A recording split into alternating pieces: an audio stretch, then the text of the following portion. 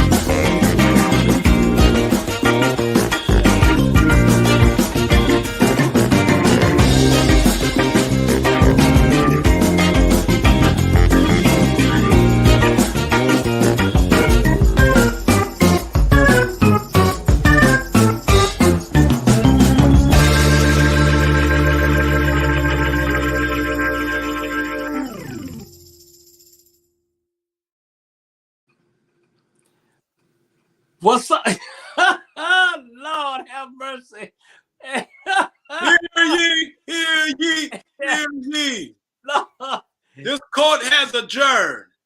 Jesus in America, you have the right to remain silent. Anything you say will be held against you in my court. You have the right to attorney. If you can't afford one, attorney will be appointed to you. Can I get you both to raise your right hand in my courtroom? I, America, and I, Jamal. I, Jamal. I, America. Do you swear to tell the truth, the whole truth, and nothing but the truth? I swear to tell the truth, the whole truth, nothing but the truth. So help me God and Jesus and America and Reverend Ike and Dr. Ike and Judge Ike. Thank you very much. This court is now adjourned. Baylor, if any one of these gentlemen get out of hand, all right, you will be hauled up to jail. Hey, well, amen, amen, amen. Ladies and gentlemen, boys and girls, welcome to America After Dark with Bernard Brown, co-host Ike and Jesus. It used to be don't touch me, now it means don't touch us. Welcome, young fella. Hey, don't touch us. Hey, because you know what, y'all? I'm telling you, we primetime TV, must-see TV. Trust me. And I don't know what that young fella got on his head, but I'm going to let it go. I'm going to let it go. I'm going to let it go. I ain't even going to say it. I'm going to let it go. Hey, glad y'all is here. It just came in on the ticker. Lamar got the state of Georgia peach on his head. That's what it said. That's the state of Georgia peach. All right. Well, he looking good. Hey, you know what? I want to thank y'all for tuning in, and this is what's gonna happen. Hey, I want to say hello, welcome to the show, and you know what? It's called Black Men's Perspective Part 1. And you know what? We ain't gonna waste no time. We're gonna get right into it because this is a show that I think every American in America should be watching.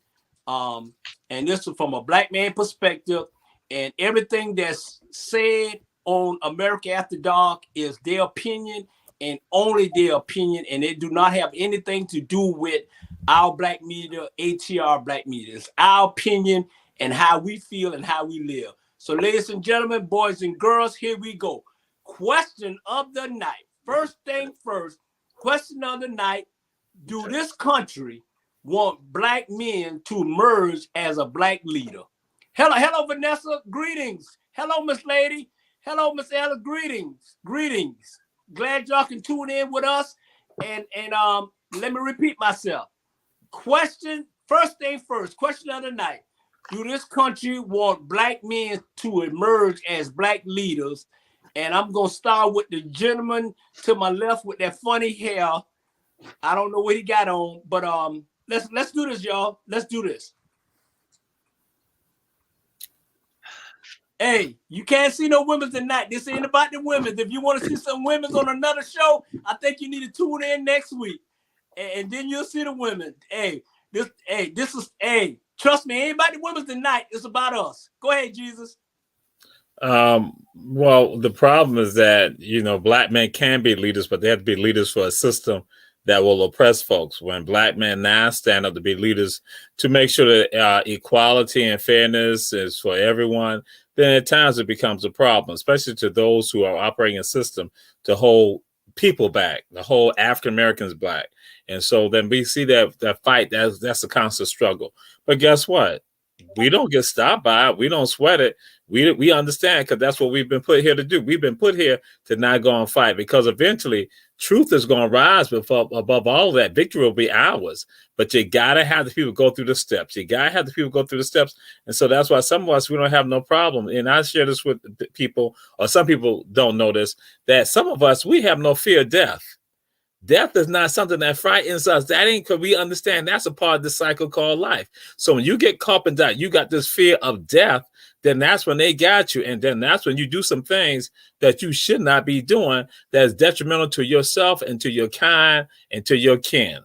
So that's why with us, we understand we are a part of this machine to bring about ultimate liberation. You're right. Okay. You're absolutely right. What about you, JB? Ike? Well, I got 8 things that's challenging for the black man. Order in the court over there. Better remove that kid out of here. Sorry about that. I had to get one of those kids moved out. That's the problem with the kids in America today. So that was a good question. I got 8 challenging things that's facing us, Bernard and Jesus. Number 8, the criminal justice system. Black men face a higher chance of being incarcerated. Number 7, COVID-19 deaths. Black men have been the most likely among blacks and white Americans to die of COVID-19 at a rate of 2.4 times of white men. Number 6, life expectancy. Women live longer than men.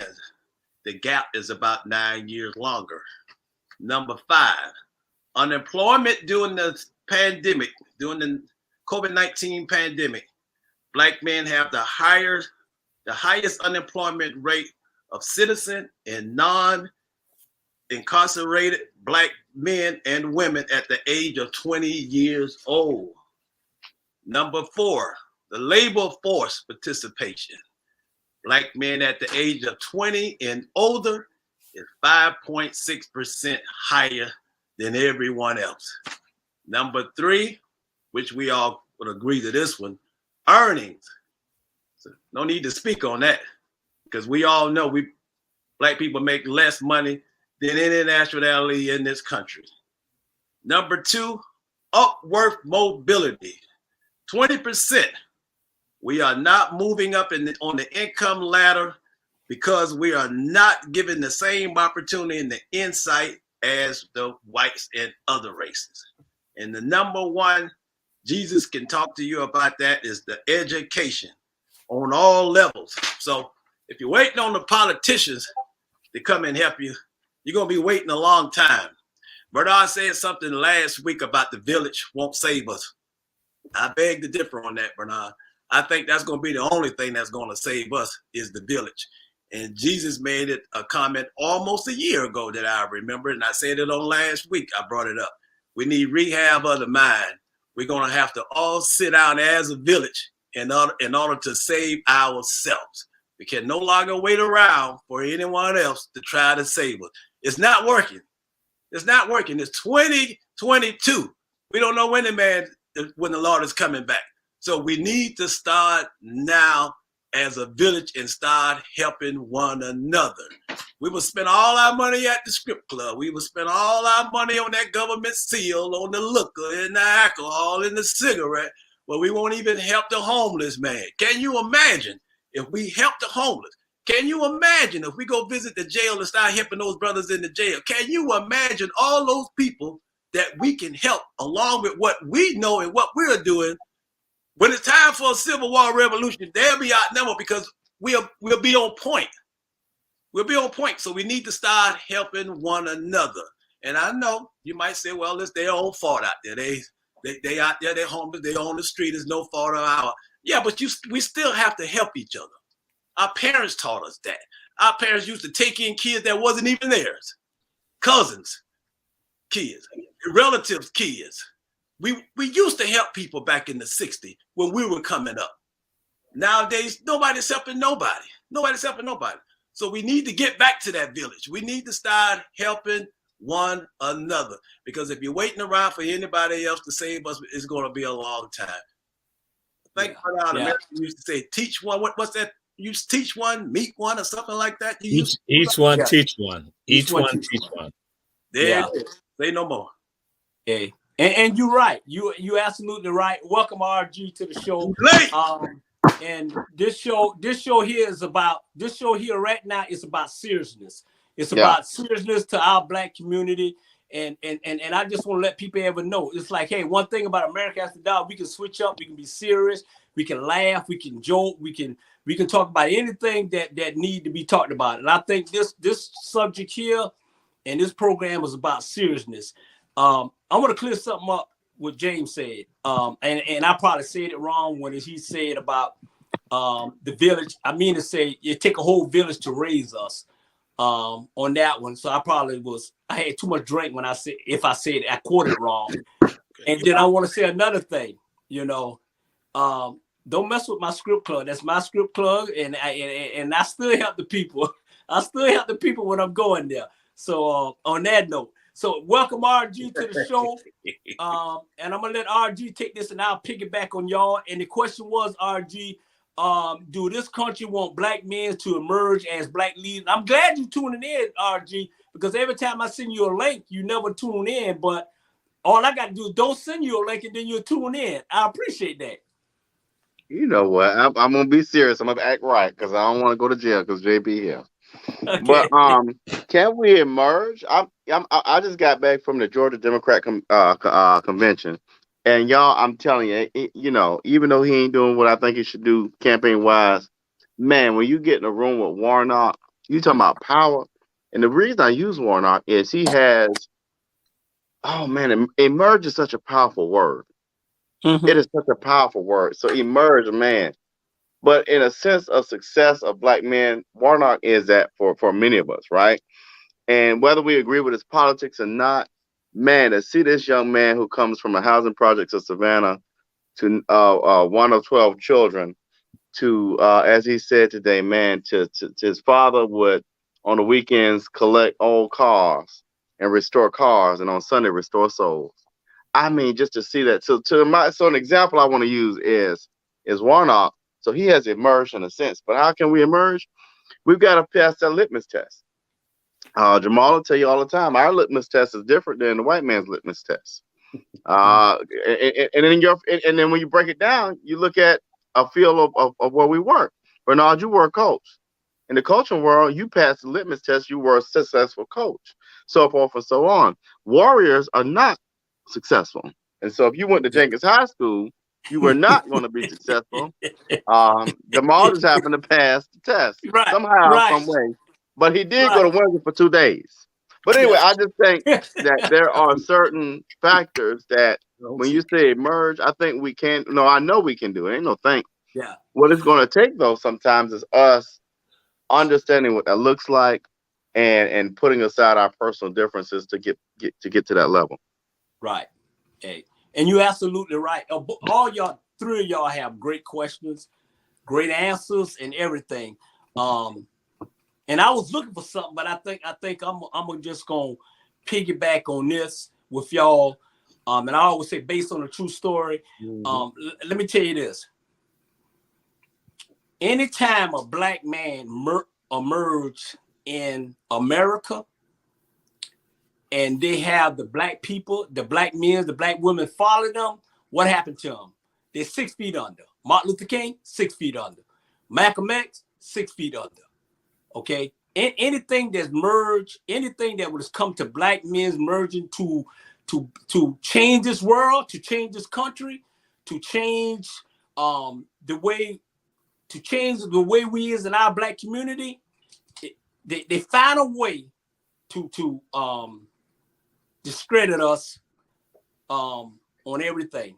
Prime example, I was looking at this show today called Simon Hicks, and he made some good points in reading him text back and forth about each other and everything. And I told him, great show.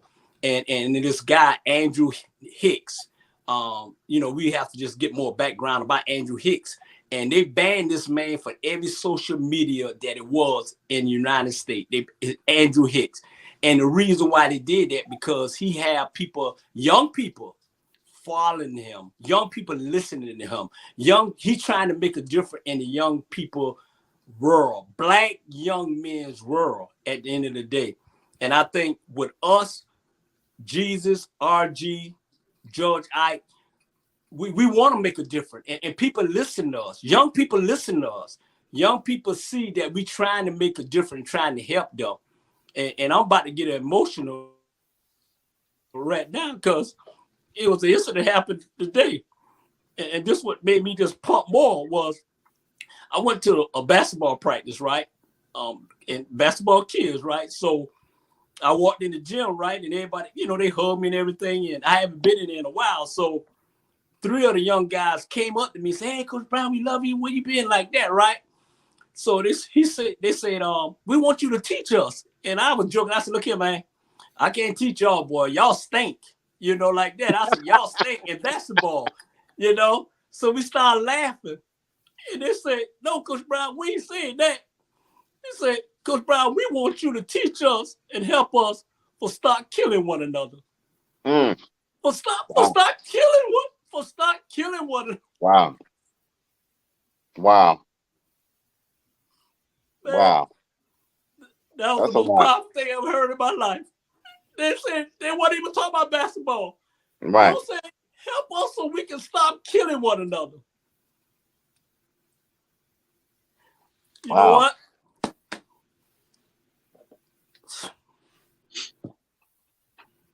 And you know what I say? I give those young guys a hug, and I say, "Hey, I'll do the best I can do, and I love y'all." And I walked out the gym. I couldn't even stay no more. I walked out the gym. Let me tell you something. A few weeks ago, I forgot that we were on a Rabble. You talked about your wife, and you just couldn't get through it. God got you here for that reason, for people like me, and for them boys. You don't know what you mean. You may not get it, Bernard, but man, you are a light to this world. Man. And you better get that. Man, powerful words. Yeah. And I appreciate that, man. I love all y'all on here. And I love every last one of y'all. And man, you know what would get me? I ain't trying to make it where we crying and everything like this him, but if you don't know what somebody going through, don't judge them. That's right. Just because you see somebody smiling, and if somebody asks you this here, and I'm just the God in heaven truth, if somebody asks you how you doing, and you say I'm doing just fine, I'm lying. I'm lying because I'm not. And I'm going to leave it like that. The only thing that's making me laugh now was Jamal with that ugly head on he got on, man. Go ahead, let me tell you Jamal. something. Man, let me tell you something. I ain't met y'all a day in this world. But when I came to y'all, I met y'all to Julie's house. When I came to y'all sister house and how y'all embraced me, and your sister, what you don't know is your sister been looking, and your brother-in-law been looking out for my mom and dad for years. That mean a lot. You talking about a damn village? Excuse my language. That's a damn village. I tell you, I didn't know you, but your people was already looking out for me. Robert Bryant. Go ahead. Right. Bernard has said I had the chance to speak. Go ahead, Jesus. You know, so hold on. What you said? You said Bernard. What Bernard was saying, that don't change nothing. The bounty's still on his head. I'm let him know that the bounty's still on his head. And yeah, we know it's a serious show, but ain't nothing changed. The bounty's still on his head, and the reason why he felt like that because he got that red on right now because it touches him because he's closer to God. Because God is what? A warrior. All right. Thank you. Okay. Peace. Hey, you know what? Hey, that's what we do, man. When I see that on Jesus' head, that's all I want to do. Hey, and you know, Frankie Beverly and Mason and Mayhem Savannah, he's part of the show. He's part of the show. I want to be in that number. I can't go to the show because I have to be here. I have to be here. It's always one. Just hold your hand up. Let them fake. Even had somebody say, I want you to come see me. I said, I can't go and do it. I got to be on America After Dark. They said, America After what? I said, yeah, America After Dark. You know what? Hey, Jesus. You know what? Hey, I'm going to leave that go. I'm going to leave that alone right there. And everybody on this show got a contract. And when you're on America After Dark, I got the contract. So you be here when I say be here. But hey, I want to say, man, you know, y'all, we brother for life. And like I always tell you, RG, man, hey, a caregiver and you caregiving for your loved one, man, that's the strongest job in the world. Believe me. You know, it's tough though. With me personally, I just get so immune to it because I work at a children's hospital. With psych kids, I deal with runaways, sex trafficking, autism kids. I deal with it every day for 20 years. You know, you have up to 8 or 11 kids a day I have to deal with. And just hearing some of the stuff, which I'm not going to say, all of it, it's hard. It's hard. Yeah. Some of the, you know, just talking to kids every day and what they're going through is hard. And I got a million solutions because I hear it from them. I know what they want. I hear what they're saying. And it's mainly about us, adults. We don't listen. We don't listen. That's the number one thing I hear all the time. We don't listen.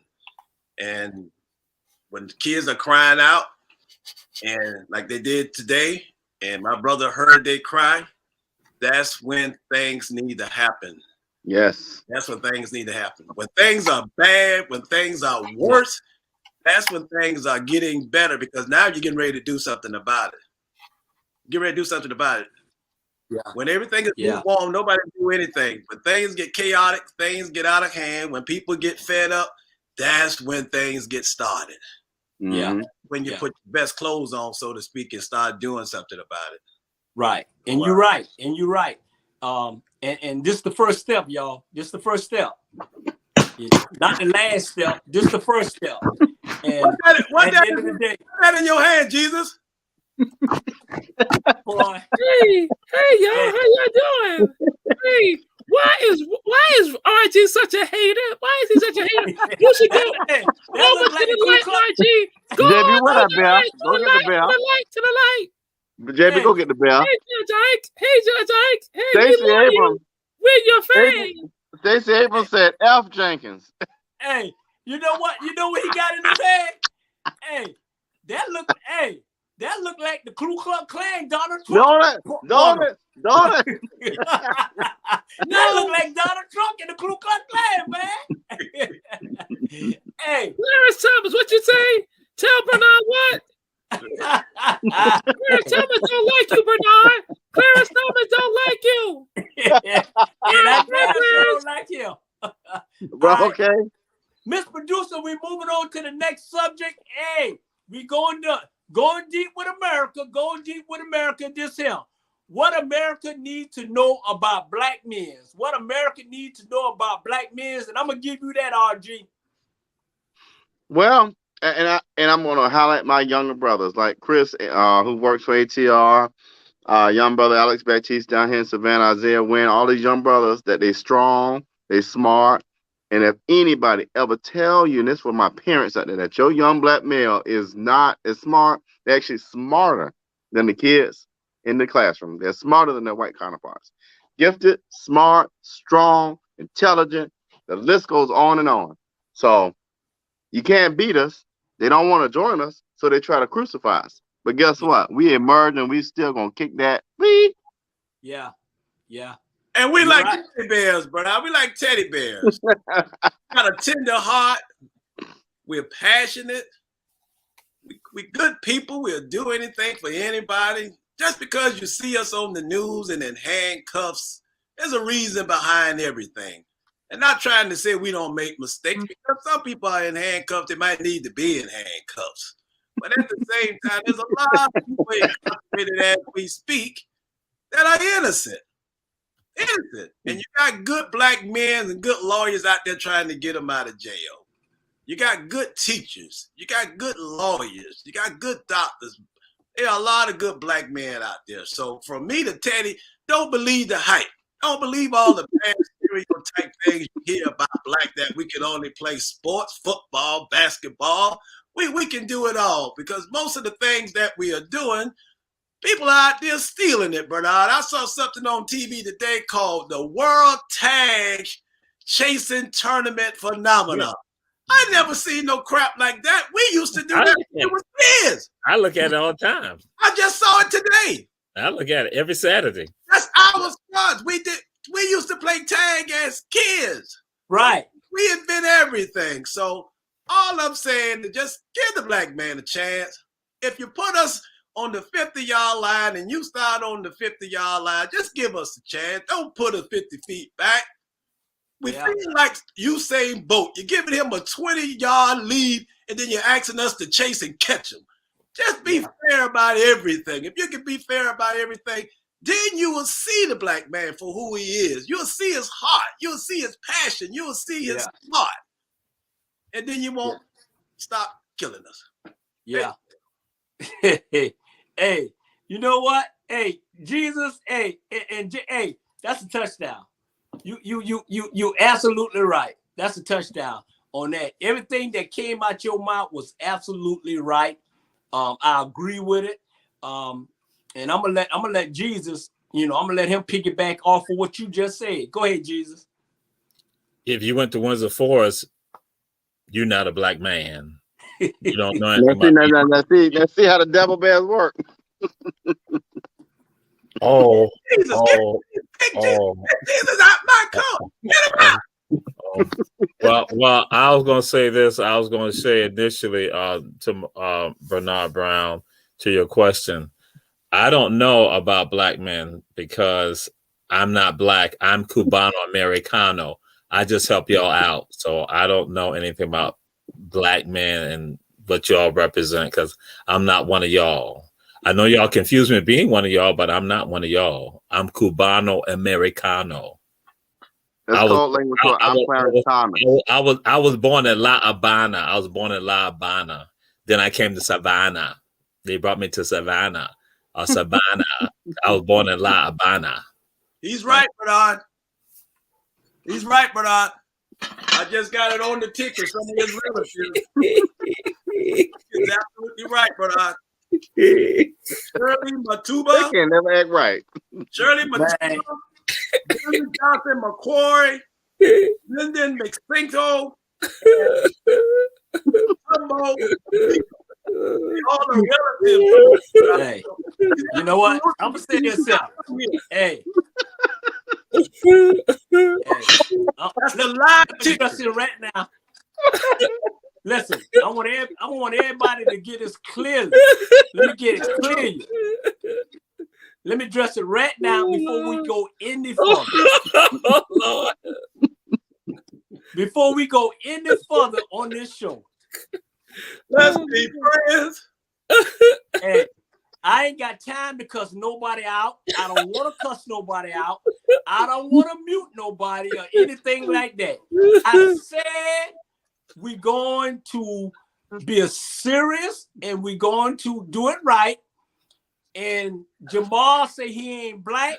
So I think Jamal probably need to remove himself from the show because at the end of the day, he blacker than me, y'all. He blacker than me. So, hey, I'm gonna let him go with I'm gonna let him go with that last question because I don't want to be fighting on the show. But the next question I ask you, you better answer it right. Your contract and everything will be removed from this show. He's not from here. He tried to.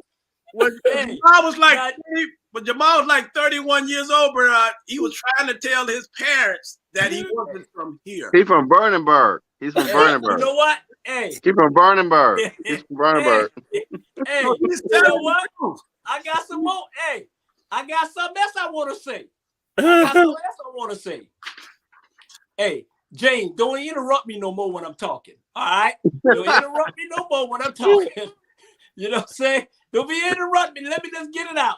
Hey, RG, I'm glad you joining us. And the question was, RG, as we highly say Jamal is the white man now.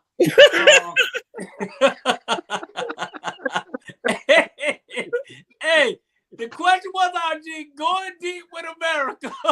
There you go, my agent here. Jamal missing stuff in the dark. His house has no light bulbs. That's it.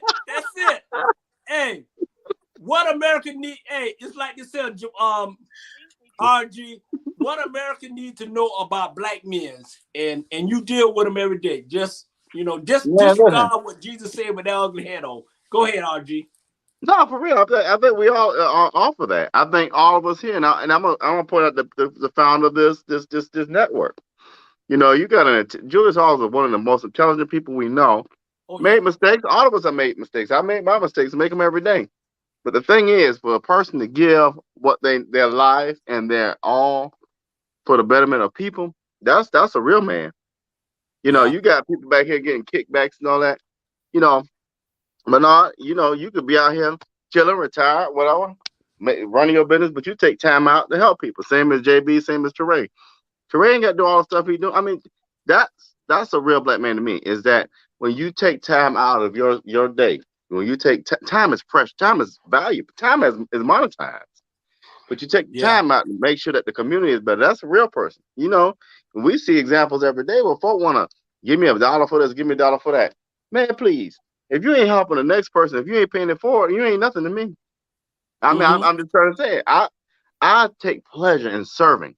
God ain't put us here to take. God put us here to serve. Yeah, you're absolutely right. And at the end of the day, we want to clear something up too to America, and they be hit me in my inbox. It's like this here. Jesus, Jamal, and Jay, especially Jesus, hey, we brotherly love, man. That's what we do. We have fun. We check each other. We say things, and at the end of the day, hey, we is who we is. At the end of the day, why I gotta kiss. Hey, Jamal, I get a check, Ivan. Hey, this boy, hey, let me tell y'all something right now. Jamal is bipolar. If I said it right. Jamal, sometimes every Saturday night, he don't take his medicine. So we're going to disregard with a bunch of stuff that he say. He don't take his medicine. He don't. You know what I'm saying? But with me, what I want America to know about black men is this. Number one, we all ain't out there killing each other. Number two, you got 2 professors and Dr. Professor on this show. And in 3, you got Dr. Jamal, and you got the Dr. RG, and you got Dr. James that deal with kids when they're 3 months old, he's dealing with them. So my thing is this: stop thinking that we all, sell drugs. Stop thinking that we all, a pimp. Stop thinking that we all we don't have a mind of our own, that we can't serve a community and leaders. At the end of the day, we are, man. Trust me, I guarantee you, everybody on this show, when they're in their room and not in front of the camera, I guarantee you something gonna make them cry that they seen that day when it come to our black men. I'm tired. I am damn tired of this damn society and this country thinking that all we is a bunch of thugs. All we is we don't have sense to know what's right and wrong. At the end of the day, if we got sense enough to tell you about your butt, we got sense enough in our heart to raise our family, to raise our kids. All us done raise all us on this show done raise some kids, done doing the right thing. So I'm just tired of it. And y'all say, yeah, always going off. And y'all always say, but at the end of the day, I'm just being me. And who don't like it, I don't care. Because you can come to 37.55 and pay that light bill that I paid today. And if you can't do that, shut up. Go ahead, Jesus. Go ahead, Joe. I want to add this, y'all. You know what I think, Bernard, what happens a lot of times is when you see people like the Barack Obamas, the what's your brother then in the Senate, the Warnocks to us, people, when we do well, they want to push us back. They ain't used to, they're not used to that strength. It's the same reason why when your child, and I'm speaking to my parents, I keep saying this because I want y'all to get it. When your young black son excels in school or they have behavior problems, it's because they're not challenged. And if you're not challenged, you're going to go find something to do. Same thing with our young people in the streets. If they're not challenged, they're going to find something to do. Your child, our children, our young black males are smarter than the average student, are smarter than the average citizen. All of the ideas and things you're hearing on this show tonight and that you will hear on future ATR shows, hell, look at this. How many people do you know, going back to the founder of this network, how many networks do you know? This is y'all think about it, a network of 30 podcasts. That's incredible. That's incredible. But I guarantee you somebody's saying somewhere that he don't got it together, he got enough together to put this together and much more. So what I'm telling our people is this. Terrell tell you all the time, you come from greatness. We got to start embracing that because you come from greatness. Yeah. You come from greatness. Yeah. And you're right. And I'm going to piggyback on what you just said. And y'all can say I'm kissing somebody's butt. And y'all can say anything you want to say. And I'm going to tell you right now, the man, Julius Hall, he deserved every credit that when it comes to our black media, ATR black media, him and Charlie Brown, at the end of the day, you talk about a man that went through Pew D hell. That's right. I said Charlie Brown. That's right, Charlie Brown. You talking about a man that went through Pew D hell and back and find himself back in society. And y'all always talking about this man. Man, shut up. This dude done start something. If it wasn't for him, we wouldn't be on this TV right now. Okay? He done did what he needed to do. And then Jamal, stop that before I put you off. What I do? I don't know who making all that noise, but stop it. I wasn't doing that. You know what? Let me tell you something. Hey, and like I said, I'm gonna get you. I'm gonna talk later, but I ain't do that. Let's give credit where credit is due. You gave me credit for something I ain't do. I ain't do that. You know what? You sound like a little damn kid. You sound like a little kid. Oh, I ain't do that on the bed. You know what?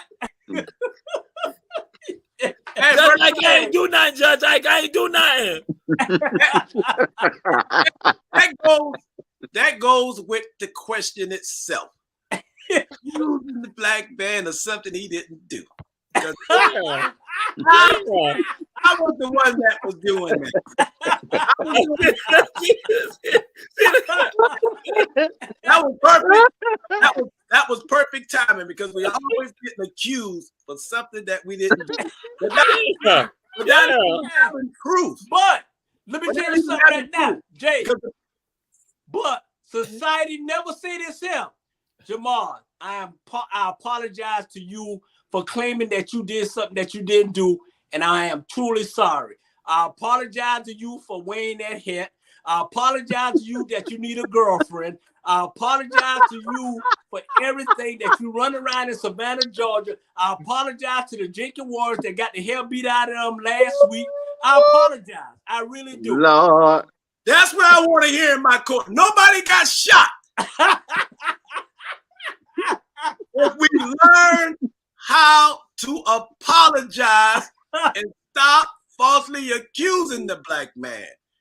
But I want America, your audience, to know that the black man don't always agree with the black man. Right.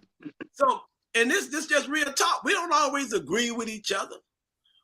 And when we get passionate about something, we are not angry. Because they tell our sisters that all the time. They are not angry. They're just not going to go for the BS. Hey, come on now. Say it again. Say it again. Not being angry. And when we burn down our own community because we see something on the news that we don't like, police brutality, we sitting at the house too, say, why in the hell they burning down their own damn community? Because now they don't have no way to stay. But I understand why we don't like it either. So I always think when things happen and when you say something about us that we get angry, because if we're wrong, we admit that we are wrong. We was taught that as a kid. So that's another stereotype. Don't always think that we all agree with one another. Don't think that we all have to vote Democrat because we feel the Democrats are helping the black people as a whole. So all black people on this earth have to vote Republican. Don't all lump us all up. We all get mad about shit that we see too that the black man is doing. But at the same time, you can put us all in one pot when you say we fed up. So all these things that we go through because we are fed up. We don't like what we see half of the time on TV, but we fed up. Same way y'all are fed up, we are fed up. Same way you want your kids to have an education, we want our kids to have an education. But we fed up because the opportunity line itself is not fair. The playing field is not fair. And another thing, we can go through a lot. We've been through a lot. And we still calm, we still passionate, and we are forgiving people. You don't see none of us screaming for 40 mules and 40 acres in a mule. You don't see none of us screaming for it. Do we need to get it? Yes, but do you see us screaming for it? No. No. We got white folks in our family. I got white nieces and nephews. Yeah. Do you see us talking about color? We care nothing about color. Our parents didn't tell us nothing about color when we was kids. But one thing they did tell us, if we got into a fight with somebody white, you better beat their ass. If not, I'm going to beat you. And that is about being real and talking real. Because this was the 60s. We didn't have anything. Our parents told us when we go to Kmart, when we go to Food Town grocery store, if you pick up anything, you know what's going to happen. If you show out in the store, you know what's going to happen. But what we see? We see the white kids passing out, going down the aisle, just knocking everything over. So now we develop a lot of stuff that we saw, a lot of privilege that we saw, and we doing the same thing. Because I can guarantee you the black people wasn't raised the way they are handling themselves and doing things now. The parents are acting ignorant because they're young. They having babies at 15. They having babies at 16. Now the kid got to go out and help mama pay the bills. Now, how a 16-year-old know about any type of structure about policies and procedures on a job? But he know how to sell some drugs because that's all he know. That's in the neighborhood. Come on now, keep preaching. Yeah. That's the Hold neighborhood. on. I do it. But what we need to do is get back to what we used to do. Our parents, our uncles, our cousins was brick masons, carpenters, electricians. Go out with your daddy if you can find them. Go out with your uncle and learn the trade. Make some little extra money on the side helping them. Go out and cut some grass. Yeah. Pass the water out on the street. That was a good thing. But now you're getting aggressive with it and you're snatching folks' money out the cognac and the D-food. It's nothing constructive. You like that? Hell, we mad at that too. Say it, but don't think that black people are agreeing with everything that we see. look up. Because we're mad at stuff that we see too. Look. I'm quite sure you mad at stuff that you see. It done got to the point when anything that happened on television, first thing come to a black man's mind, the first thing come to a white person's mind, I hope it wasn't one of us. I hope it wasn't one of us. And then when we find out it wasn't one of us, what we do? We take a deep breath. And that stereotype that done put in your head, oh, black people don't kill. Black people don't kill their parents. Yes, they do. Yeah. Oh, black people wouldn't go out and blow up nothing. Yes, they do. They all human. Stop stereotyping everything that we do. You preaching tonight. You absolutely. Hey, JB, you know what? Boy, you hit everything that I know for a fact all of us wanted to hit. And boy, you know what? You came out my house. We grew up together, boy. That's what I'm talking about. I've been wanting to see that, man. Come on. That's tell me what Jamal say about Woodville Tunkin and all that. Jamal with that ugly ass head, he don't even know. He just Jamal trying to be a winner because he never won the winner at the Warriors. So he trying to be the winner. He better be glad we won't keep him on this show. You know what I'm saying? Period. At the end of the day. You know, Don't worry about Jamal, because 2 nights ago, when Jamal was asleep, I had someone that break into his house. Oh, Lord. They put a tape recorder, but our old school tape recorder in his house. And I have everything on this tape. I have the comment he made when he was at Windsor Fires for only 2 days. Right. He loved it, didn't he? They say he loved it. Also, he didn't want to go. But you think this tape is something? This tape. But let me break it down, y'all. Let me break it down. The Wolverine. Jenkins is a racist school. Jenkins High School is a racist school. You know why? Yes. They're misappropriating the American Indian. They're a racist school. Yeah, you absolutely right. And I mean to bring that up to you. I got them on tape. Right. Jenkins Warriors, they are. And you know what? I'm going to say this. The only thing Jenkins Warriors ever had and ever won, they had beautiful young ladies. That's it. They never was a winner, you know. How dare you misappropriate the American Indian? How dare you? Hey, we entered an agreement with them. Miss Medusa, and right, Charlie Brown was one of the founders. Charlie Brown and Julius Hall, founder of ATR, Black Media, and everything. But Julius Hall gave us the opportunity to do what we need to do. And at the end of the day, hey, he's from Woodsville, Wolverine High School, and we love him. And Jamal, you keep your comment and that ugly hat to yourself. Miss Producer, let's move on, please, to the next subject. Hey, on a serious note, and this on a serious note, on a really serious note, hey, is rapper and rap music killing our young black men? Is rapper and rap music is killing our black young men in this society today? And I'm gonna let RG, I'm gonna let you piggyback. I'm gonna let you take this one first, RG. Right. I ain't gonna be long, y'all. I'm gonna say yes. However, there are artists. There's a difference between a hip hop artist and a rap artist. I lean towards hip hop artists like Lil Baby, Lil Durk, Chris, 2 Benji, who is with ATR. They're talking about real struggles. When you're just talking about, and excuse my language, when you're just talking about HOES and DRUGS, that ain't That ain't what we need to hear. We need to hear upliftment. We need to hear. I want to hear your struggles, but I don't want to just hear you cooking it up and how you make the money. That ain't productive. I don't give a damn. What I do want to hear is what Lil Durk and them talking about, and 2BNG and his crew, Soul Tribe. So I think there's a difference between hip hop and rap. And yes, to answer your question is yes.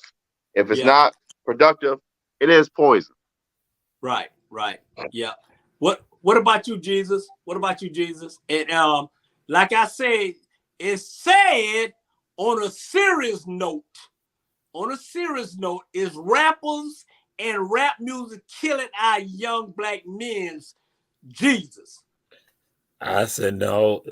Rap music, excuse me, and or hip hop is not killing our young black men. And rappers is not. It's a society issue, and society basically, and it starts even before the music. That when they're in schools, when they're in the neighborhoods, when they're in any environment that's of this world, and it shows them that they're not valuable. So now they have a musical art form that they can try to get some value, but they've still been taught.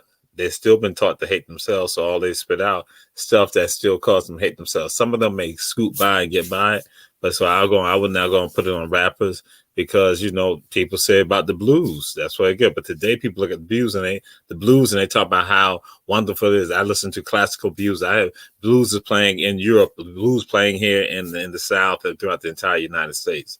So I'm going to say it's not them.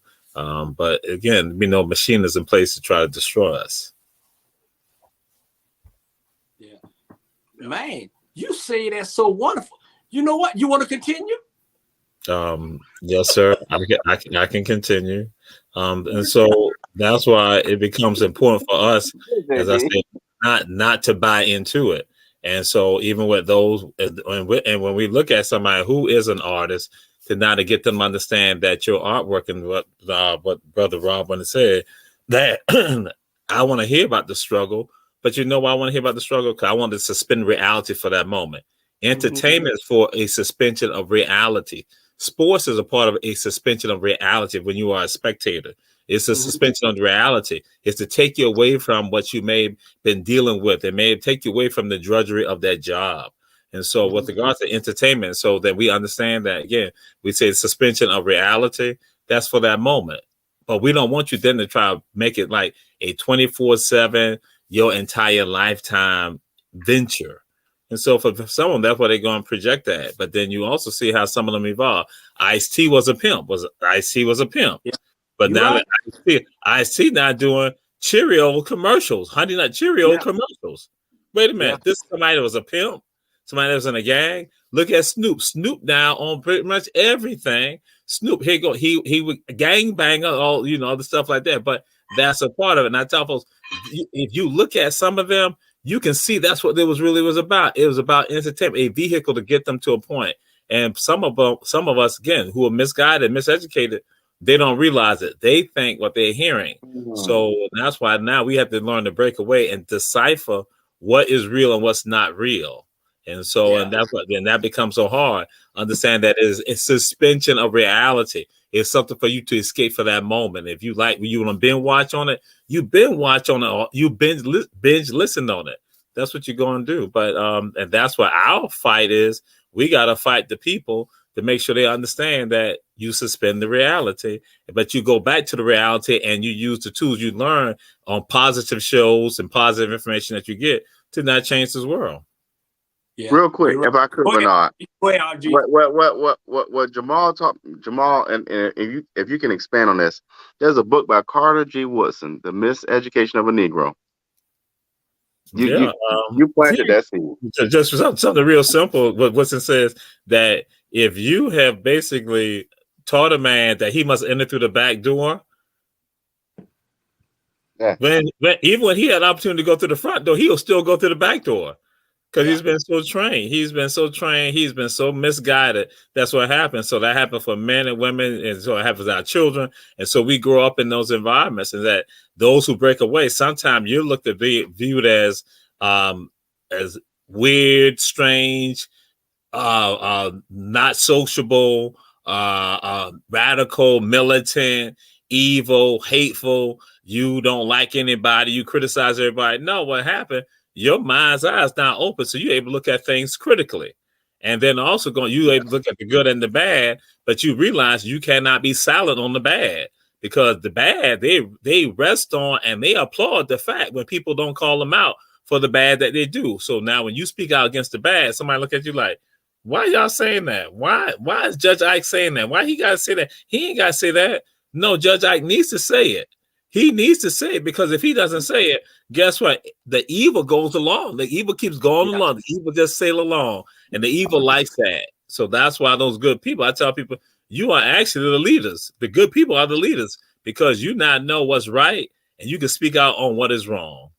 Yeah, you're absolutely right. And on you, Ike, like I said, on a serious note, is rappers and rap music killing our young black men's. And hey, trust me, RG, Jesus, y'all hit it on the spot. And JB, just bring it over and piggyback for what they're saying. You been on Radio Raheem? Love, hate. I blame the record companies. Record company. Yeah. When you can get a beef and keep that beef going, and you get these young kids to buy that music, and they got those beef in their head, somebody's gonna get killed. They go back from the 90s with Biggie and Tupac. When you can get those beef going and those record companies can get rich, they're gonna allow you to say those words. They're not gonna censor it. Because when we was coming up, when we heard Millie Jackson say a cuss word on her CD, or Rudy Ray Moore said a cuss word on his music, we were shocked to hear something like that. It wasn't making no money. Now these 4-letter words, and you calling people out their name, it sells. It sells. It sells. And everybody want to go out and buy the music. Everybody want to hear the lyrics. R&B is dead. There is no more R&B. When you turn on that radio on every station, every last one of them, all you hear is rap music. And don't get me wrong, I love rap music. I love rap music back in the day, and I love rap music now. But when you got 99% of the time, all you hear is rap music, the kids are like a sponge. They're going to gravitate to those words, and we all know words kill.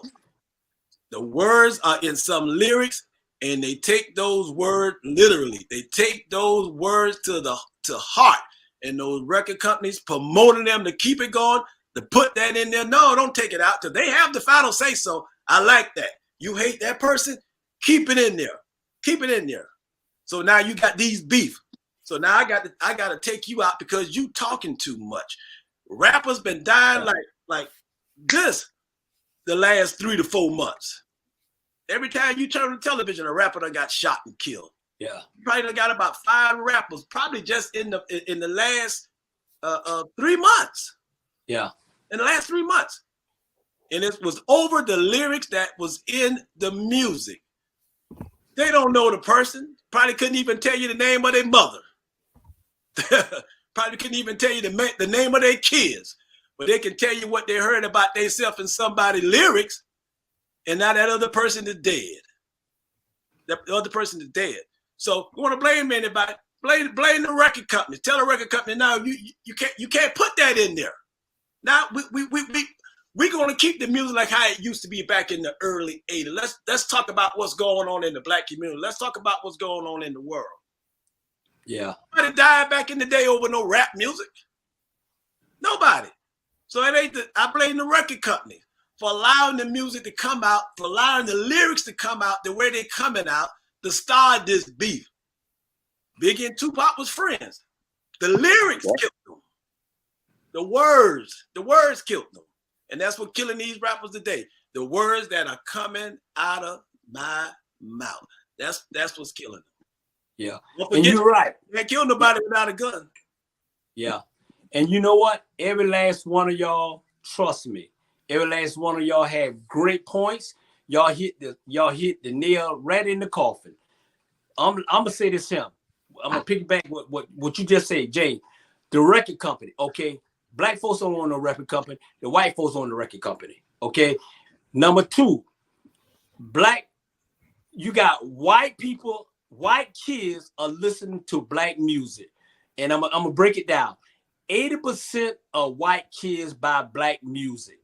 They go in the store and buy black music, rap music, and they buy them because they can afford to buy them.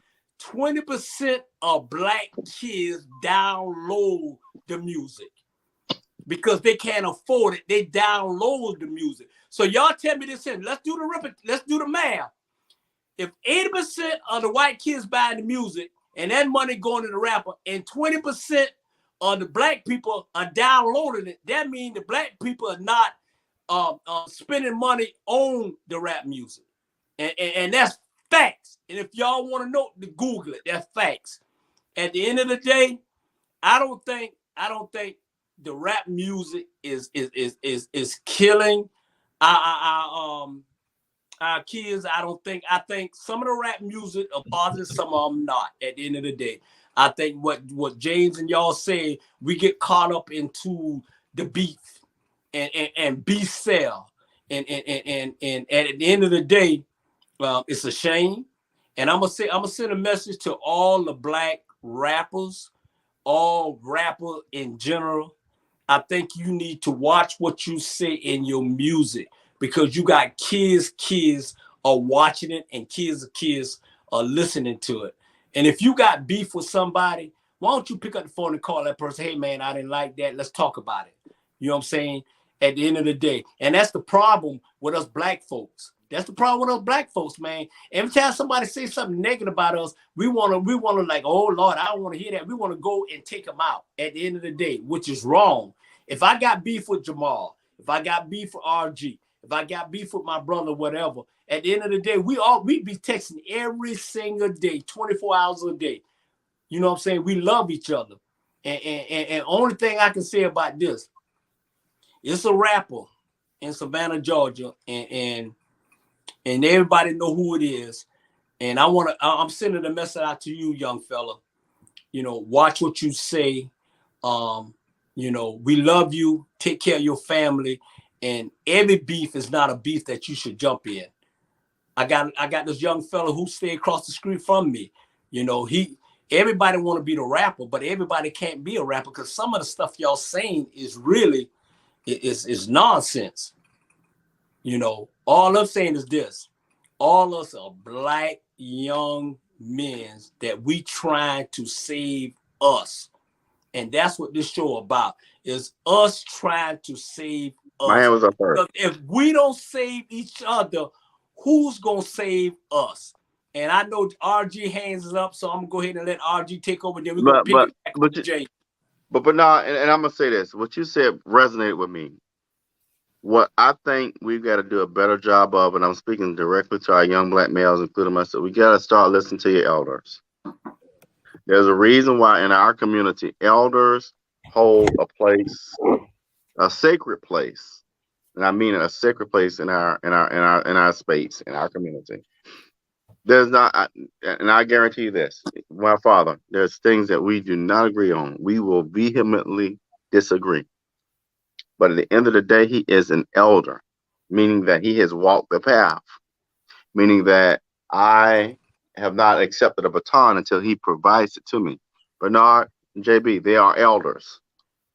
While I may not agree with what they say, there's a space I respect until they're ready to give off that baton. And what I think is a disconnect with our young people is this understanding what an elder is. Now, I'm not talking about other communities. I'm talking about our community. Right. An elder is a sacred space, and we don't respect it as we should. And I mean, and I might cuss, I might say my words, whatever, and I might have whatever disagreement I have, but there is a space where an elder has precedence over you. Now, I ain't talking about other folk, I ain't talking about the white people. In our community, black folk, yeah, an elder holds precedence over you. You may not always agree. You may not like what they say. Give a great example. I'll never forget the first time I met Jamal Touré. Jamal Touré made me feel as small as a penny. And I didn't like it, but he's an elder to me. And we've got to understand that a little better. Yeah, and you're right. I have no knowledge what he speaks. I have no knowledge what he speaks. Jay, hold on for a minute. We're gonna rebuttal and let Jamal explain himself why he interact with RG about this thing. Y'all carry this on for about 2 minutes. Go ahead. What happened? Well, let me offer this. And he was real. He was real. I thought it was one thing, but then I think different, y'all. One thing about me that you will know, if it's real, I'll take an L. I'll take an L. I'll say I made a mistake. Well, what happened was Jamal said, you know, one thing, I asked you a question. You basically told me some bullshit, and I ain't like it. He was right. He was right. I ain't got no, you know, again, when an elder gives you some advice, you take it. It ain't my decision to say you wrong. Right. It's not, because I have not walked the shoes that the people before me have walked. So whether I agree or disagree, you sit back, you shut up, and you listen. Now I might have said, well, you know, fine, but you still respect the space of an elder. That's all I'm, right. telling our young folks. Right. But Jamal gonna say tell a lie anyway. Yeah. So what? Hey, so what did Jamal say to you to make you feel the way you feel? And I'm not trying to start no beef. He was right. Hey, I'm not trying to start no Tupac Biggie beef on America. No. What he said was correct. To start Jesus R&B, but explain to us. No, what he said was correct. However, what I'm saying is to our young people is, whether it's right, wrong, and different, you still listen and you accept it. And if you have a rebuttal, there's a way you give a rebuttal. But I think what we have lost in our community is that at the end of the day, as a young person, our young people don't understand what it means to have protocol is big to me. Protocol is big to me. Big to me. Yeah. And we have lost in our community. There's no Native American folks teach us a lot. If we just sit back and watch, we have adopted a lot of cultures that were taken, a lot of values that were taken from us in the church, but it was taken. I mean, we don't get it. But in the day, somebody will tell you something. You take the information, you absorb it, you think about what could I have done differently, and whether you like it or not, it is what it is. But I mean, like I said, I heard, I was like, this motherfucker. All right, hey, Jamal, do you want a bottle before I go to JB? I only met Robert Bryant in January this year right here. I only met him in January this year right here. The first time I met him was in January. The first time I met him. So I have no knowledge what he speaks. I have no knowledge what he speaks. Okay, all right. But Bernard gonna say that's tied to that. Not only am I bipolar, I'm also have schizophrenia. Yeah, you know what? Hey, America, I want y'all to donate to Jamal charity. I want y'all to donate to Jamal charity so you can get some pills or something. But okay, go ahead, JB. Go ahead. Jack, you can't do that. Jack, you can't do it. Go ahead, JB. Jamal distracted me. What? I'm looking at. I know it. Jamal, he distracted us with the hell, man. Go ahead. Looking at this noun on his head, and it just reminds. That's coming up in my mind. I see that on his head. But, going back to this raps, the music killing the rappers, and any genre of music, but them artists, by the time they get their money, that record company, that producer, that writer, all of them have to, the makeup artists, the wardrobes, all that they have to be paid, and stuff have to be paid off before they actually get their money. And by the time they get their money is so small, they have to do so many shows, so that pressure is on them from the record company to come out with another another CD, another album, however you want to call it. The Yeah. pressure is so heavy on them. So that's why they have to resort to those type of words that angry a lot of people. And that's when that's where the beef starts. So it's not so much the rappers are killing each other, because if we had R&B, but we had R&B, if R&B wasn't dead, the kids would reach out to so many other avenues, because we had the Jackson, we had New Edition, we had 112, it was so many, and rap was so small. But now that R&B is gone, everybody trying to be that number one person, everybody trying to get to that top, and so they have to push that music whether they want to or not, because a lot of those rappers are really not hard. They have to portray that image. Right. They want to stay on top of their game. They have to portray that image as being hard. So they have to keep pumping that music out. They have to keep pushing that narrative of hate, beef. You're right. Music, and those words are what's really getting them. Right. Like I say, so many rappers done got shot and killed. But every time you hear a rapper, you rarely hear a rapper outside of DMX lately that passed away from drugs, but not by the hands of a gun. Yeah. The last few rappers that we've been hearing, they've been getting shot. Yeah. And you're right, Jay. Hey, they've been getting shot because you're absolutely right. You're absolutely right. What you say. You don't see George Strait out there trying to shoot another artist. Yeah. It's the lyrics that they're using. Right. And you're right. And every last one of y'all right now, I'm just pushing through time because I'm trying to get through this. But I want to say this here. Lil Baby got a documentary coming out, so y'all trying to catch that. That should be a little light on what's going on. Listen, let me say y'all, hey, I ain't trying to cuss y'all out. I ain't trying to do none of this, but I ask y'all, let's stick to the script, because if y'all raise y'all hand one more damn time, and we got to move on, because we got some more stuff to come. So I understand what you're saying. And RG, you raise your hand. I'm gonna let you go 1 minute, because if y'all, hey, this ain't no damn classroom now. So hey, go ahead, RG. Go ahead, RG. I'll just mess with you. JB, I'm done. But I wanted to say something. Hey, what is it? Why do y'all think about the guy Carolina criticizing Charles and it's Charleston White? Charleston White. But I want to say this here. But the producer put down Carolina White, but it's Charleston White. Right. And you know what? I understand all this here, but I want to say this here.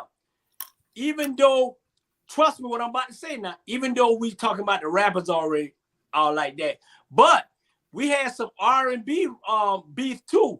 When the Temptation and Rothen had their issue, and the black owner of the record was a white man, and they had them, matter of fact, they had one of the Temptation killed because of the issue. Yeah. Listen, so we talking about the rapper, but in the R&B, we had that back there too in the 1960s, where they killed one of the Temptation because of the beef that they had, and the guy wanted to get away from the white record company and wanted to start something else. And next thing you know, I'm just saying. I said, Bernard, record companies.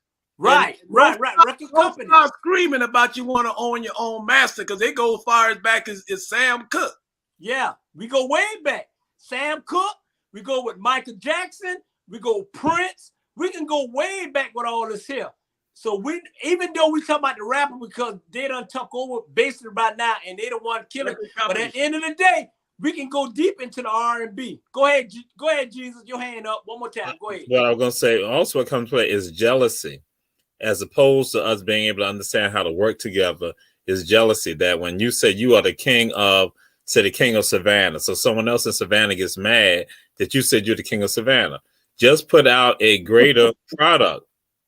That's what you're going to do. But instead, because again, people have not been guided properly, understand There's nothing wrong with you celebrating yourself and putting it out there. Only thing you gotta do, if you in the same area, step up your game. Step up your game.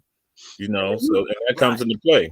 And it used to be called playing the dozen when we were back in the day, because we would talk about somebody's mama and we would try to rap, and then whoever won, you dap each other, you hand each other, and that was it. Right. Right. And I agree. To you now if you do that. Hey, let me tell you something right now, y'all. Talk about your mama if you want. Hey, see what happened. Hey, let me tell you something right now, y'all three Negroes. Listen here. We got 2 hours, right? I'm Cubano. I'm Cubano Americano. Okay, Jamal, you Cubano, you Indian, you white, you green, you a rainbow coalition. I don't care what you think you is, but on this picture we see, you look like a black ass. Okay, so that's all I got to say. Hey, moving on to the next subject, Mr. Producer, and we're going to move on to this right here. Ask yourself, here it comes. 1, why do police? Here it comes. 2, why do black women's? Here it comes. 3, why do black men's against black men's? Period. Y'all got that? So in that order, go ahead, RG, since you're waving your hand. Go ahead in that order. Policemen, black women, black men. Go ahead. I'm going to knock it out like this. This is going to be the shortest answer. When you're great, they come for you. And I'm going to tell you what somebody told me the other day, and I'll tell you what, this is a powerful statement. When you have an anointing on your life, the enemy going to come for you even stronger. And so every black man on this earth, if you don't realize the anointing on your life and why they're coming for you, it's because God ordained you to be great from the first place. So you have a strong anointing on your life. Damn. Hey, that's deep, bro. You right. Hey, you absolutely right on that, RG. Hey, everybody, that's a touchdown. That's a touchdown. That's a touchdown. Hey, go ahead, Jesus, with that. No, go ahead, JB. Go ahead, JB. It's on you. It's on you. And I know y'all. We talk about the police all the time and police brutality. I work with police officers every day, and I can give you 10 names. What we don't see that they have to go home as well. One police officer told me that, JB, when we go on the scene, we going on the scene with somebody's worst day. We're never going on the scene with something that's good and they get ready to fix dinner for us. When we go to the scene, it's an individual worst day that they need the police. And I work with police officers every day, and I work with some good police officers. And I work with 90% of them are black, but these are they good officers. So the same way we would want somebody to lump us all into one hole, we have to be careful about lumping them all in one hole. Because I'm quite sure some police officers on that force do not agree with some of the shit that they see and some of the shit that they hear. So a lot of police officers on that force didn't agree with what happened to George Floyd. A lot of policemen on that force didn't agree what happened to Walter Brawley. So it's a lot of officers against what they see. So now I done got stopped by the police, speeding tickets. Like I said, I went 4 times on some stupid stuff. Stupid stuff. But I wasn't threatened. And to this day, I try not to get even nervous with it. If I get pulled over, I know I got my license. I know I got my insurance. I don't care who come to the car. I'm not going to fear nobody because I don't walk around in fear. I was brought up that way. I was brought up in the church, and our parents told us don't fear anything. God got you. So I don't fear when anyone come up to my car. But I work with a lot of officers, and they good people. We sit around and we talk about these type of issues. They got families just like us. They got kids just like us, and they hate some of the shit that they see and some of the stuff that they hear. So I don't try to lump them all in the same barrel. But at the same time, a lot of young people, they don't trust the police officer. They got a good reason why they don't trust the police officer. Because you really gonna hear any good thing about a police officer doing something good, because so many of them did so much bad, it put a bad light on them. So it'd be a blind day before an officer gets something good reported on the news, because they done did so much bad, and it shares a bad light on them. She has a bad light on her. But there's some good officers. There's some good officers out there. So, the black man shouldn't have to walk around in fear if they got God. None of us should walk around in fear if they got God. I would not walk around on this earth in fear of no man. Because when it's time for me to go, it's because that's what the Lord wanted. Not because what you want to do to me with a gun, not because what you want to do to me with a machete when I got chased that day. It's when he calls me home. So I encourage every black person out there. Don't walk around in fear. Don't put that in your head that something going to happen to you when somebody pull up to your car. Be smart enough to know if you got everything in your order, you got your license, you got your registration, take your ticket and move on, because you'll come out better being tried by 12 than to be carried by 6. Right. You're right. Amen on that. You're right. So what about the black women? What about the black? I say policemen, black women, black men. What about the black women? Yeah, you said a lot there. Yeah. I want nothing but the black woman. Most of us want nothing but the black woman. But I don't judge anybody, whoever they want to be with. Whoever you fall in love with, that's your preference. But the black women, can you imagine what they thinking when we walk out the door? They at the house, Bernard. Most of them, they at the house nervous. They at the house nervous because they know that the black man goes through a lot. So be considerate to the black woman when you come home. Have some flowers for the black woman when you come home. Respect the black woman. Keep your hand off the black woman. Amen. Because I know one black woman, and that's my younger sister. You put your hand on her, she gonna kill you. So there's some strong black women out there. Nobody else might not give them the credit, but we should always give them a credit. Because the last time I checked, the person who brought me here was black. Hey. So always give the black woman her due, because none of us will be here without the black woman. I don't want to hear like most people. Well, Adam and Eve. You wasn't even around then. Yeah. Right. So you're right. You're right. Amen. You're right. Respect the black women, because a lot of us put our hands on them. A lot of us call it the B word. The same people that you hear calling them a B word on those CDs. As soon as that music is off, they'll take it all back. A lot of times people do stuff to the black woman out of image, out of boasting themselves up to make themselves look good in the eyes of somebody else. Most of the black women boast themselves up to make themselves look good in the eyes of other women, which they need to stop. Stop. And then you got someone that come down on you with a hammer because they frustrated themselves. Don't prejudge them on that and wondering why they frustrated. Show them some love, and they'll tell you why. The civil rights movement was because of the black woman. Period. Yeah. Period. You'll be surprised how a woman would open up if you just come true and come honesty with them and stop wasting their time.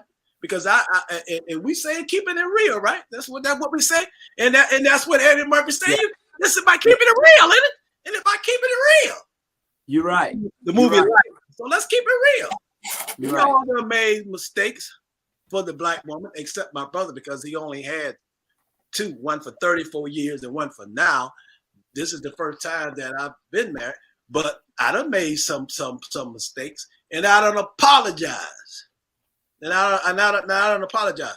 Once you do that, you'll be surprised what an apology will do for the black woman. Yeah. You'll be surprised. Yeah, you'll be surprised, because we don't have time to wear our heart on our sleeve, because we're too busy looking forward and looking back, and too busy pushing, trying to make money, trying to hold the family together, trying to do things. Women hold stuff on their sleeves. So when you see her head down, ask her what's wrong. Hey. Talk to her. Boost her up, because if you don't boost that woman up, you're going to have her kids pointing that gun at you, because she ain't spending no time with them. She can't take care of them because the daddy ain't there. The daddy wasn't there for her mama, and that's what she'll tell you. So when you see all these kids running around here killing and acting a fool, guess where they come from? They come from that woman. But if you continue beating that woman upside her head instead of trying to lift her up, that's where the problem's going to lie. Woman was on the radio the other day, said she had 5 kids and she don't know how she gonna make it, and she just going through something. A caller said, well, get off your back if you got 5 kids. But another caller said, guess what? I'm gonna send you a book. I'm gonna send you a book on how to lift your spirit up so you won't try to go out and harm yourself and then somebody else taking care of these kids. Lift them up. Right. You're right. Lift them up. And stop trying to knock the black woman on top of her head. And I agree. Everything you just said, I totally agree. I agree 100% what you said. I agree 100% what RGC said. I was going to let Jamal come up next, but since Jamal disappeared, and I want to say this here. Trust me. The question was, ask yourself, number one, the police. I understand, yes, we have good policemen. Yes, we have bad policemen, James. Yes, we do. Okay. But the good policeman is not killing our black young men. Okay. The black policeman, aka WHITE, is killing our black young men. If I'm getting stopped, I'm guarantee you, and every black man in America say this. If I'm getting stopped by this white policeman, the first thing they're gonna go do is pick up the phone and call their family, because they don't know whether they're gonna come home tonight. And it's a shame to feel that way. It's a shame to feel that way. At the end of the day, let's I say, you got some good ones, you got some bad ones. But lately, it's been a lot of bad one putting our young kids 6 feet under. It's been a lot of bad one. They talking about the policeman is protecting the serve. No, the policeman is the one doing the crime. They're the one committing the crime. And they wonder, oh, it's a crime. Yeah, because you committed the crime on our young black men. Yes, some of our young black men got a hard head, but they don't give you the right to make sure. They don't give you the right. Let me finish. They don't give you the right to put these young black men 6 feet under because you got an attitude tonight, because you don't like what this man said, and because the man didn't stop, because you asked him to stop. He wanted to go to QT when it's got a lot of light, so he can see another day to be with his family, so light can be there. So I'm telling you, yes, we got a lot of we got a lot of good policemen, we got a lot of bad policemen, but in the news today, we got a lot of bad policemen, which is white policemen, is doing our kids wrong. And I don't know what's their problem, and they need to stop killing our kids, because you know what? They come from a black woman. They got kids. You know what I'm saying? That's a parent done got that phone call, say their kids won't be home tonight because you got this white cop got an attitude because he won't stop. First of all, they need to address their situation. How would you feel if somebody called you and say your kid had just got killed by a cop because he didn't stop, because he was afraid of his life? I understand what you're saying. But I understand some of the stuff I disagree, because at the end of the day, I don't want nobody calling me saying my child done got killed because she didn't stop for this white policeman officer. And who don't like what I'm saying, I don't care, because I'm saying the truth. If you look at every news, California, New York, Chicago, Atlanta, Minnesota, everywhere, they done got killed because of this cop got an attitude. Like they beat the hell out of that woman in Memphis, Tennessee with her kids. They beat the hell out of her, they beat the hell out of her kids, and they beat the hell out of their grandkids. When enough gonna be enough? I ain't got no solution to say whether you got good or bad. You need to do. My daughter told me tonight, said, Daddy, why don't they do better background on giving people a license? A policeman, do better background. You right, do better background, because everybody who you think got a good background don't have a good background. On another note, black women, I love them to death. Matter of fact, I love all women. I don't care what color you is. You know, hey, you don't got me. I don't care what color you is. Yes, you are black women. Yes, at the end of the day. But some of y'all, hey, okay, no, I didn't interrupt you. No, Some of y'all, hear you what you had to say. Okay, but some of y'all don't understand. Some of y'all don't understand.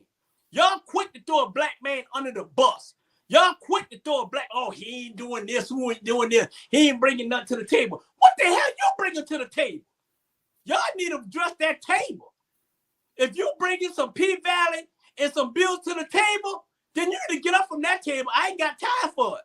At the end of the day, stop always saying, yes, my mama's black. I love her to death. And my mama told me one day when I was in school and we was in the neighborhood and this white woman came to the neighborhood and almost run me over with the car. And my mama told me, say, son, you need to leave these white women alone. They're going to kill you. What? Just almost try to run in front of my mama. So it don't matter whether you black, white, or whatever. But I'm saying this. The society is trying to turn the black women against us. Stand by your man. I ain't saying all black women. Don't get me wrong, because I love everybody and I love them. But tell it like it is when you start talking about them now. There's some ruthless some out there. I'm telling you, there's some ruthless some out there, man. And then y'all wonder why we, let me tell you something. I'm talking about everybody. This ain't nothing personal. I'm just saying what I'm piggybacking on what James said about black women. You got some black women out there, man. I won't see them for the time of day. Trust me. Because yes, they're good. And because I got my mama black, my daughter, my sister, and everything. But you got some corrupt little sister out there. I'm telling you. Trust me. Man, they conniving arrested than the white man. And you got to pay attention to that. And I'm just keeping the truth. And who don't like what I'm saying, call Jewish Hall and explain to him. Don't call me and don't inbox me about shit I'm saying, because I'm telling you the truth. Okay? Black men, stop killing each other. Okay, stop killing each other. Stop making something that ain't nothing at the end of the day, period. Trust me. And matter of fact, I'm saying this. You got to watch out for all of those women. I don't give a damn what color you is.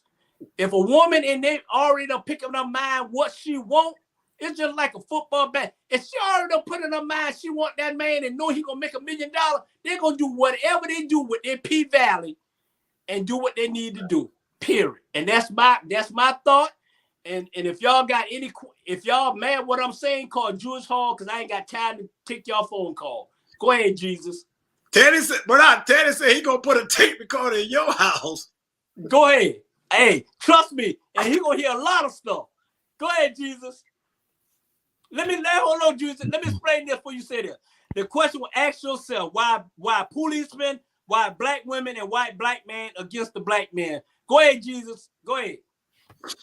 Bernard, when the warriors come for you to take you out, it was just ordained by God for that to be your day. Understand that. So don't be fearful.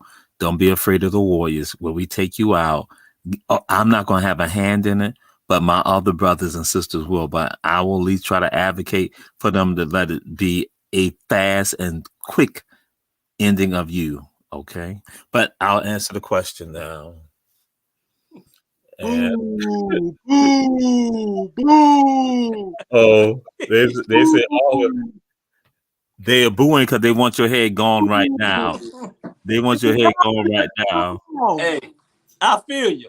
Go ahead, Jamal. I feel you. Go ahead, Jamal. So, what it is in my mind is that all three are look at the black man as being an enemy, and it's all taught and induced in them to think like from environments that police officers come from. They don't see black folks. Some of them don't interact with black folks, or they don't have a real strong connection. So they come to a city that's predominantly black, like just using this as an example, and they go and they wreak havoc, killing people. They go in other urban areas and rural areas, and the same thing. They now wreak havoc.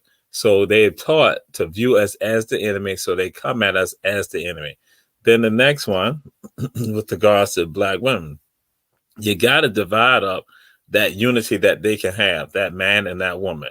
You got to divide it up, because if they are together, they are stronger. But separately, then guess what? You can plug them off. You can hit them. And so that's what this is about. So we got to practice the self-love and also understand we got to embrace one another. We cannot fall victim to the statements made by the enemy. And the last one, with regards to black men, are also taught to look at other black men as being enemies also.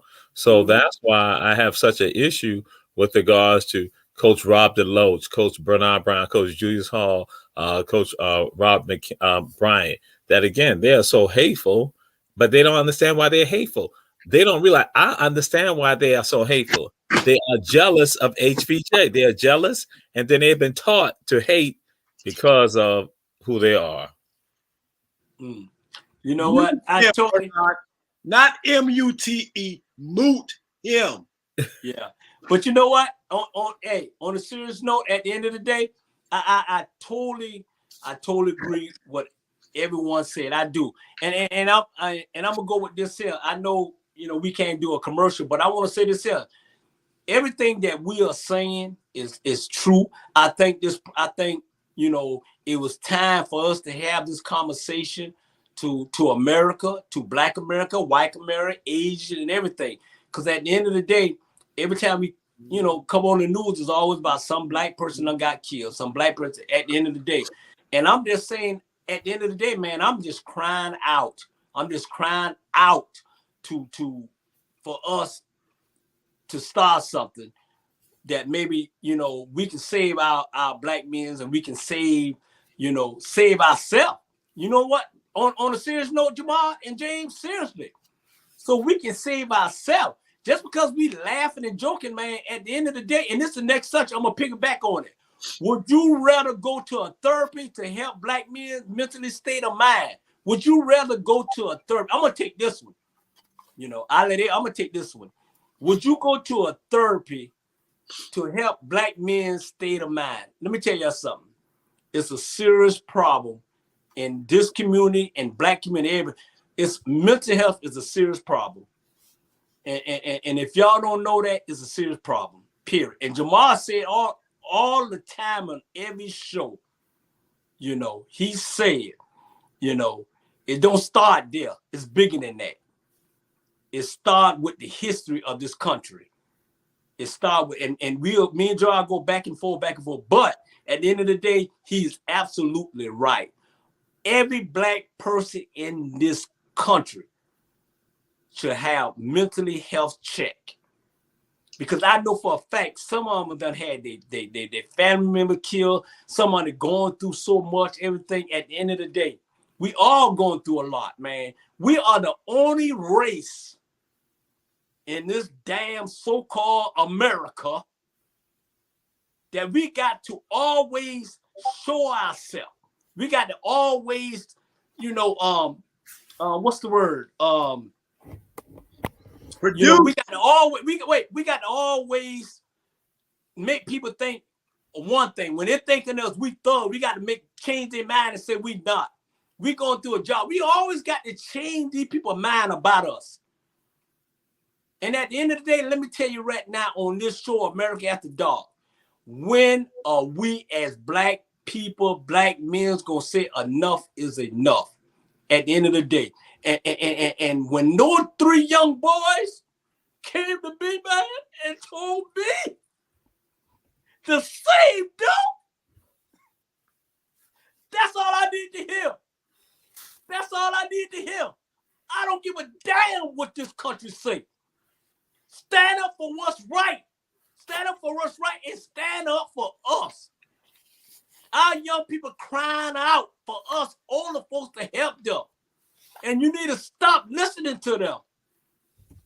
At the end of the day, do I have a mental health problem? You goddamn right I got a mental health problem. I'm crazy. I need help. I need somebody to talk to me. I don't need somebody to be with me who always want to get what they want to get. I need somebody to say, Bernard, I love you. What do I need to do for you? Instead of worrying about what I need to do for your ass.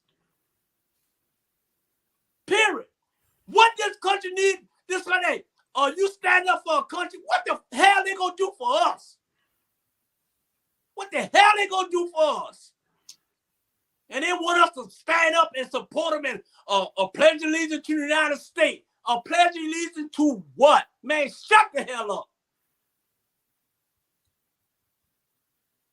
I like that passion. Great passion. Well, and it goes back to us, goes back to the village. If we start teaching these kids at an early age how to respect one another, how to respect their elders, then we're making some progress. We can scream and yell all day long, but if we're not nurturing them and teaching them when they're young, don't wait until they get 16 and try to tell them right from wrong, because they already know they're not listening to you. They're getting it right and wrong from the gangs. That's their mama, that's their daddy, the gangs. We need to start making sure that we are on these kids when they're young, when they're 2 and 3 years old. The uncles need to be involved. The aunts need to be involved. The parents need to be involved. Stepdaddy need to be involved. Biological dad need to be involved. Everybody need to be in these kids' lives when they're young. There's somebody out there now, 2 and 3 years old. Who knows what they're going to turn out to be 15 years from now? Who knows?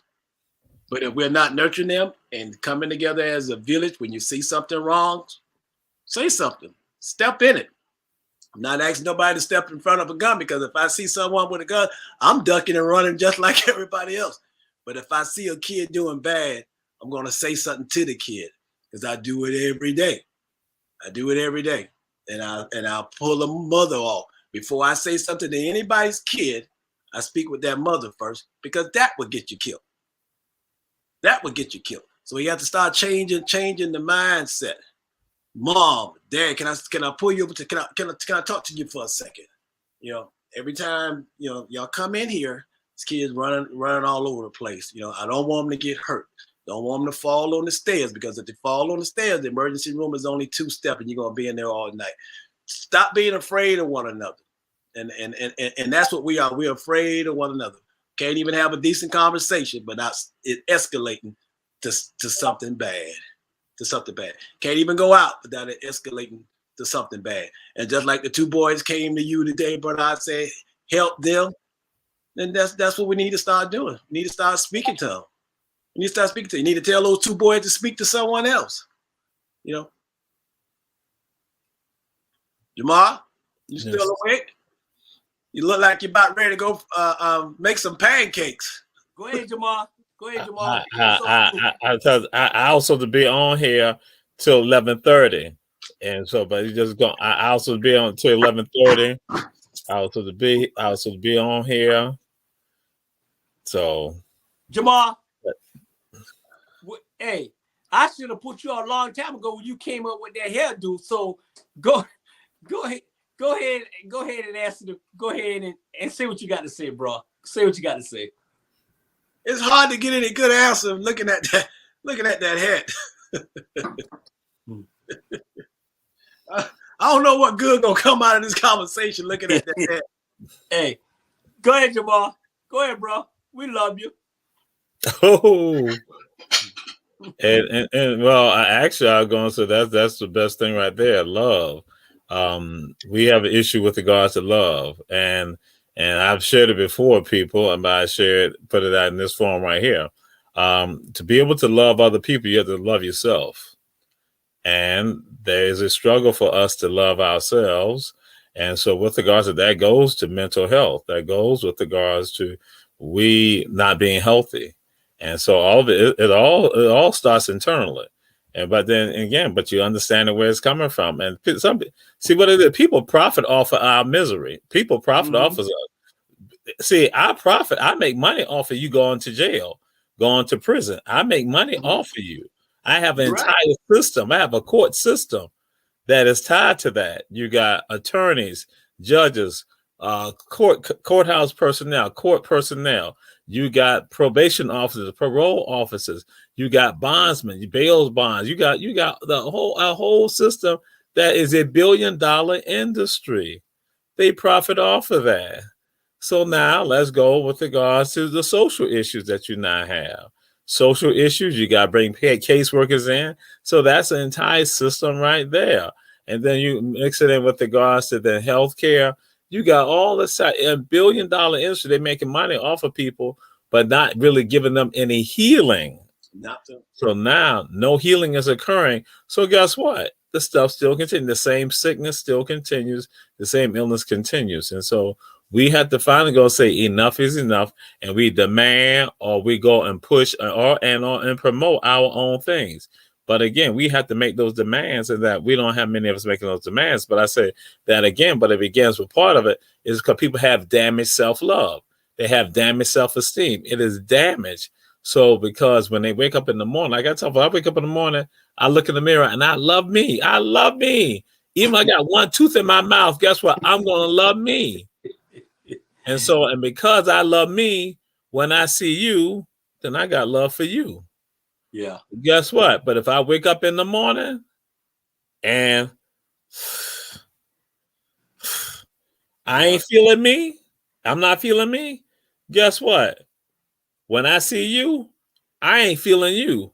And so it becomes easy now for me to destroy you, cause harm to you.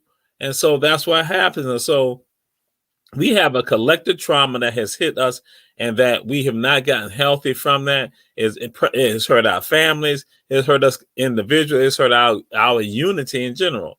So those who need to get the counseling, get the help, I mean, it's right there, because I've been involved in that for mental health counseling for over 12 years. So understanding the dynamics of that right there, and that when people go and say Black folks are not getting it, I tell folks, because in the state of Georgia, we have these things called community service boards.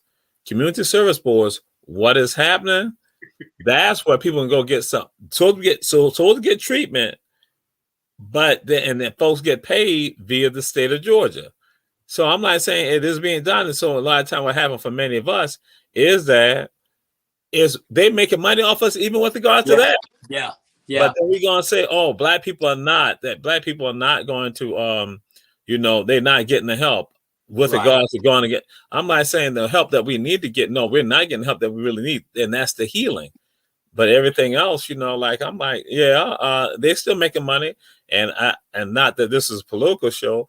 Our congressman, Buddy Carter, he votes against some things that are actually because he has a business that makes money off of some of these poor people who have to get the mental health medication.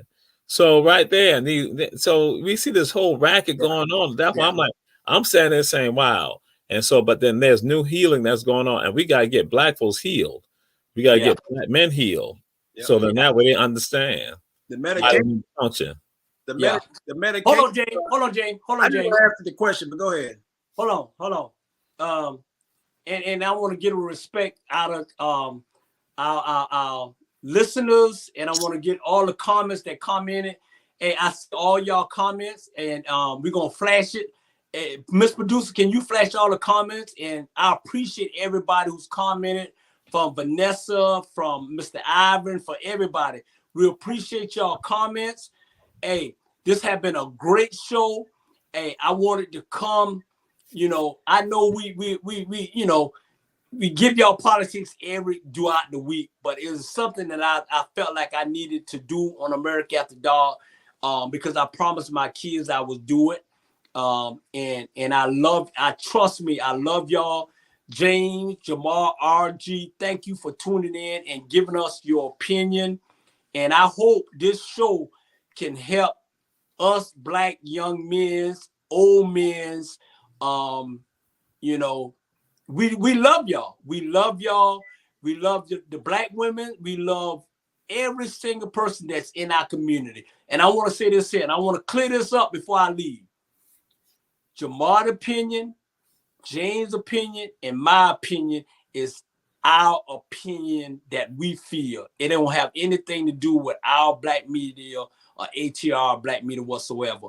I'm very passionate about what I say, and I'm going to say what I got to say. And at the end of the day, it is what it is. I thank you, Vanessa. And what let me say about Vanessa Taylor, and I have to say this about her. This young lady is a strong young lady. She was a community lady. I remember when we had a conversation 2 years ago on the telephone, and she called me. I don't know how she got my number, but she called me and we talked. And she said, I think you got something special here, Bernard. Just way before I had a show or anything. She was just watching me by what I do for my community, what Jamal do for his community, what James do for his community. We don't get everything right, but we don't get everything wrong. But at the end of the day, we true black, true people. Let me clear this up. We true people. We love everybody. I thank y'all for tuning in. It was a great show. I thank y'all for all your opinion. I want to say share to the bottom of my heart. You're right. I remember you definitely. Hey, trust me. She touched my heart. Vanessa Taylor, you touched my heart. Alicia, Keisha, all y'all women, black women that trying to help our black community. And we as black men need to jump on board and help our sister, and we can do the right thing at the end of the day. And I want to say this here before I let James talk. It's going to be last word. Hey, next week is Labor Day. And the reason why I had this show is this here. Next week, Labor Day, we're going to let everybody enjoy their Labor Day. America After Dark will be back September the 10th, 2022 for another brand new show at the end of the day. And this show going to be ladies' night. At the end of the day, hey, I love y'all. I thank y'all for supporting ATR Black Media. I thank our president, Julius Hall. I thank our founder, Charlie Brown, and Julius Hall for giving us this opportunity and this platform. And I'm going to say last word. Go ahead, Jay. Last word. Do I get a new contract? Yeah, and you get rid of that hell, you will get one. Hell no. Last word. But now, my community is where I stand. I don't have to be in a community.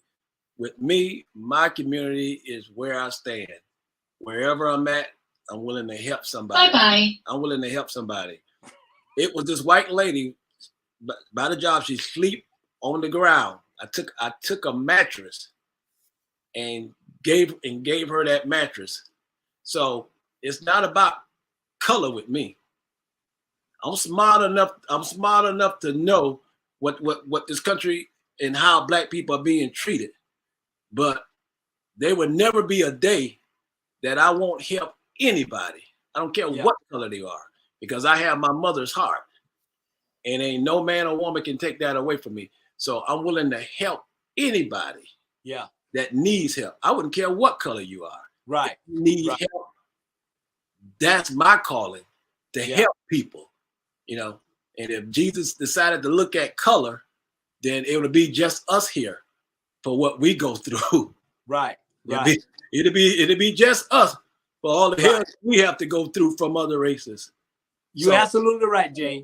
I'm here. I'm willing to help anybody that need help. My passion is helping kids, and my passion is helping homeless people. And I do my job and I do my part, not just talking it. I walk it as well. And a lot of stuff I do don't need to be publicized, but rest for sure that I'm doing my part in helping my community. Yeah, and it was a great show tonight. This show wasn't about what the white man is doing to us. This show is about what we can do for ourselves, so we don't have to ask anybody for nothing.